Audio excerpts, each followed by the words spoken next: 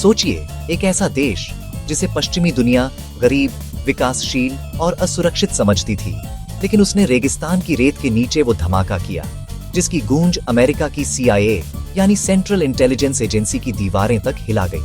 और वो भी बिना बताए, बिना दिखाए।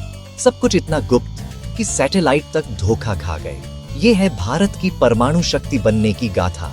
स्माइलिंग बुद्धा से लेकर पोखरान 2 तक एक ऐसा सफर जो सिर्फ परमाणु बम का नहीं बल्कि आत्मसम्मान, स्वदेशी विज्ञान और रणनीति का प्रतीक बन गया।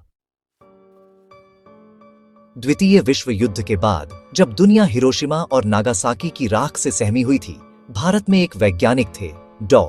होमी जहांगीर भाभा, जो मानते थे कि भारत को अगर वैज्ञानिक दृष्टि से शक्तिशाली बनाना है तो परमाणु ऊर्जा में महारत जरूरी है।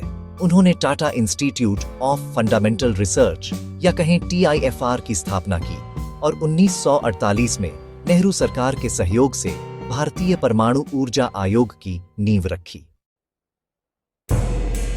नेहरू और भाभा की सोच थी कि परमाणु ऊर्जा का उपयोग बिजली, खेती, चिकित्सा आदि में किया जाए, लेकिन कहीं ना कहीं अंदर ही अंदर ये भी समझ था कि आने वाले समय में ये शक्ति भारत की रक्षा के लिए भी जरूरी हो सकती है।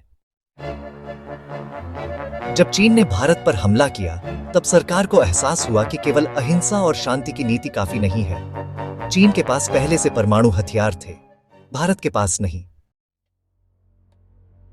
युद्धों ने भारत को झकझोर दिया और अब वैज्ञानिकों ने अंदर ही अंदर बम बनाने पर शोध तेज कर दिया। डॉ.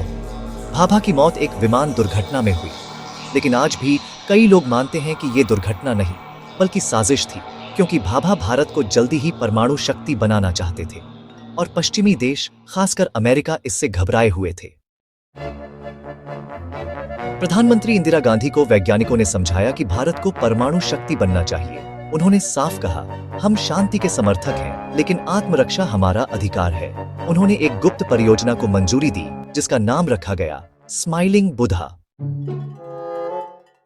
इस मिशन की कमान संभाली डॉ. राजा रमन्ना, जो मुख्य वैज्ञानिक थे डॉ. P.K. अय्यंगार, डॉ. राजागोपाल चिदंबरम और साथ में BARC, DRDO और सेना के कुछ चुनिंदा अफसर भी शामिल थे। राजस्थान के पोखरण में एक गुप्त जगह चुनी गई। यहां पर एक भूमिगत सुरंग बनाई गई जहां बम रखा जाना था। CIA का KH-11 सैटेलाइट हर रोज भारत की निगरानी करता था, लेकिन भारतीय वैज्ञानिकों और अफसरों ने जबरदस्त योजना बनाई।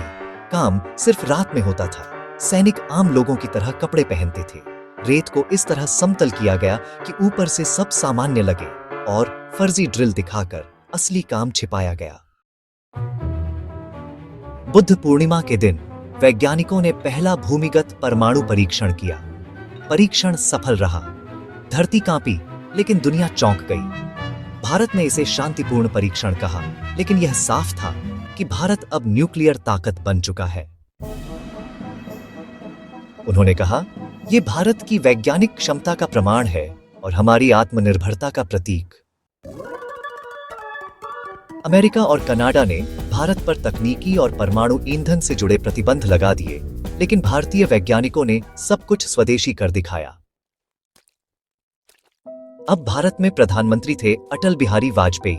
उन्होंने पूरी गोपनीयता से ऑपरेशन शक्ति को अंजाम दिया। 5 धमाके हुए और सब पूरी तरह सफल रहे। इस बार वैज्ञानिकों की टीम में शामिल थे डॉ. APJ अब्दुल कलाम, डॉ. चिदंबरम और DRDO व BARC की चुनी हुई टीम। एक बार फिर CIA को भनक तक नहीं लगी। भारत अब एक परमाणु हथियार संपन्न राष्ट्र है। हम किसी पर हमला नहीं करेंगे, लेकिन कोई हम पर हमला करे तो हम चुप नहीं बैठेंगे।